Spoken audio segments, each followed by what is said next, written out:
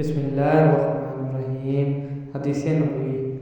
نبی رحمت صلی اللہ علیہ وآلہ وسلم نے ارشاد فرمایا کہ جس نے کسی مومن کی دنیاوی مصیبت میں مدد کی اور اس کی تکلیف کو دور کر دیا تو اللہ تعالیٰ قیامت میں اس کی مصیبت دور فرمائے گا، اور جس نے کسی تنگ دست نادار فقیر کے لیے آسانی مہیا کی، مولا تعالیٰ دنیا میں آخرت میں اس کو آسانی و سہولت فراہم فرمائے گا، اور جس نے کسی مسلمان کا پردہ رکھا،